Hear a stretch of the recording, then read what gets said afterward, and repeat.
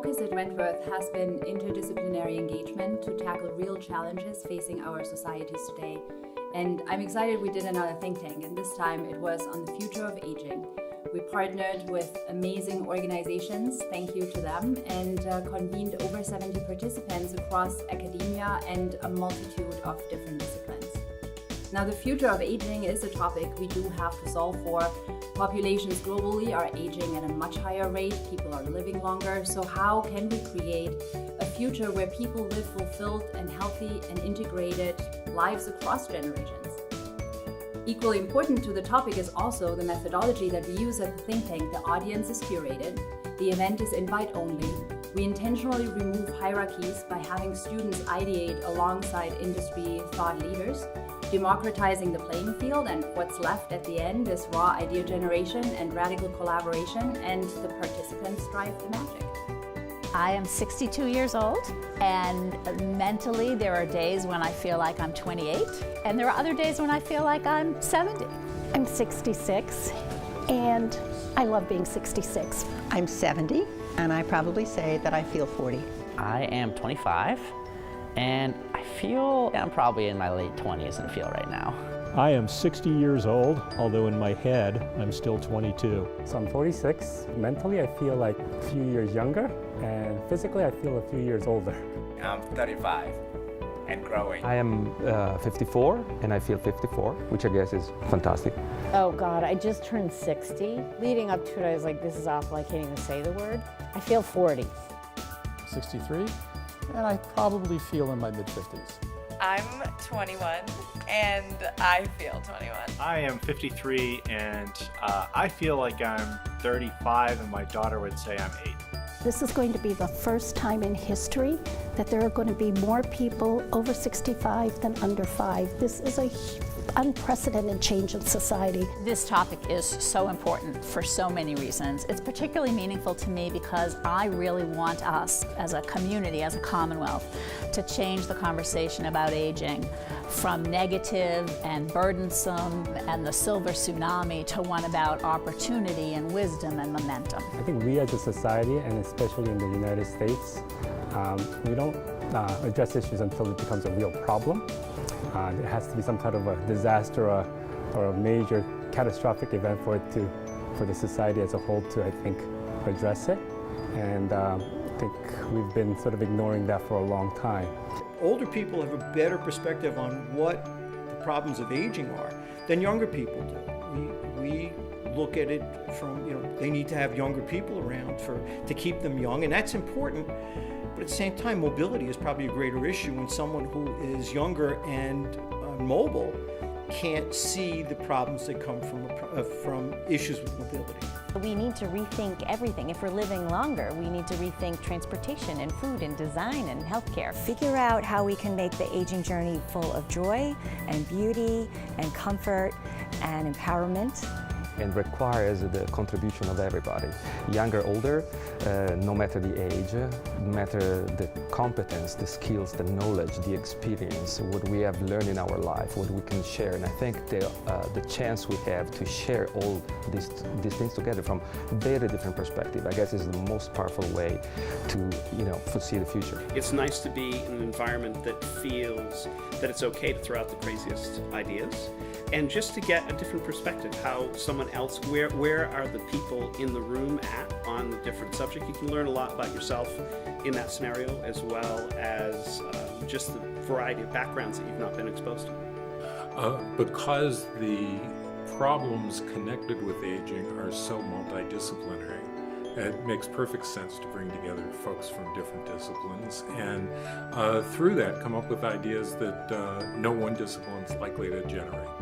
We are living longer as a community. We have to plan for the future, not only for our parents that we may be taking care of, but for ourselves and our children. It's definitely an opportunity for us to be growing and building off of, so we need to look at this with a very different lens than we ever have. I am tired of being categorized by my age, and so I wanted to be part of something that's trying to convince people that age is truly just a number. It doesn't define people, or shouldn't.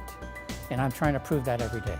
I think the biggest takeaway for me from that event is to really understand the challenge that people in their 60s, 70s, 80s are facing, which I thought I really understood before, but I really did not. So it was very informative. I think it's very important to understand the isolation that they feel, and also giving them the sense of responsibility, giving them a sense of being needed when they get to that age. And I think this is something that I should learn. I should always keep in my mind when I get to the point that my parents really need that care from me. This is my 4th Accelerate Think Tank, and I continue to come back because it creates the conditions for people to operate in new and different ways. It's bringing together diverse students, it's bringing together diverse industry leaders, it's bringing together diverse thought leaders to all play together. We don't have enough opportunities to work in that way. We all get so heads down, focused in our particular area of work that we don't take the time to play and be purposeful in being diverse. And so I keep coming back because these are the perfect conditions for us to explore new ideas in the most important way possible. I come from a place where we have the opposite problem. West Africa, 2020, the average age is going to be 19 years old. It is a possible way to have a new chapter of your life that can be even better than previous chapters. And I like the idea of resilience that we've talked about, so that even if you have physical or mental infirmities, you have the tools to make the best of what you have. We have the potential to do something big here. We can do it. And what I like about the think tank is they not only bring together sort of the facts and figures, but real tangible developments that are going on now, and using that as a way to spur ideas. I thought it was a very rich conversation that created new and innovative thoughts that you wouldn't have if there was just one or two disciplines at the table. And also, more than disciplines, different types of people, different age groups, I thought made it a very rich discussion. I think it's excellent to bring together a group of people from all walks of life, from all ages, all generations. It was something I've never done before. The people who are most notable for practicing those innovative capabilities or most notable for innovation tend to be young.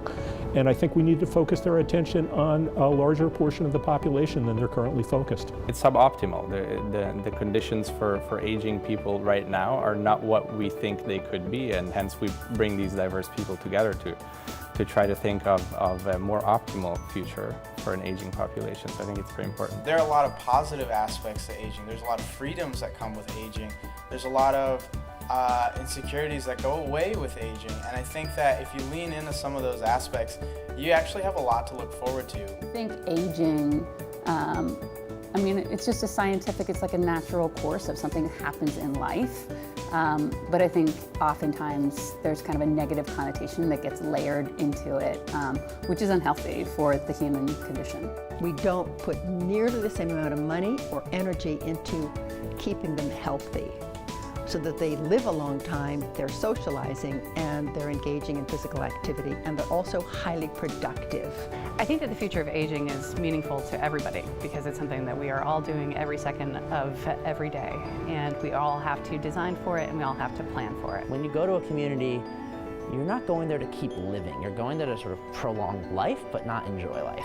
And if that's rapidly where we're going to spend half of our lives, they say the first person to live to 150 is already alive today, I don't want to spend half my life not living. I don't want to spend half my life not enjoying. So we're trying to push that out as long as possible and keep the human aspect, the social aspect of life alive and well in senior living communities. Aging means connectedness, and connectedness to family, to friends, to the things you love to do.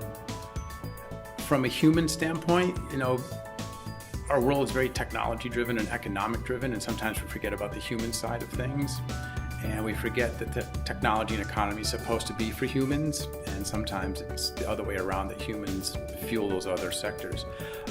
As you start aging, in your mind that flips. It becomes very important on how am I going to achieve my life goals, not just longevity. I don't want to just live to be 100 or exist to be 120. I want to live to be 120. We need to make sure that we are making the most out of technology and services and resources to create a rich experience for our community as a whole. We're in a very divisive age right now. There's a lot of anxiety, there's a lot of stress, And if we can think about ways of designing moments in our life where if we find ourselves being isolated, but we can bring about more joy and happiness and social connection, then the general well-being and happiness of people will improve. Embrace it with possibility and look at it as an opportunity and proactively enable that population to contribute as much as possible. If you look forward to aging, you live 7.5 years longer.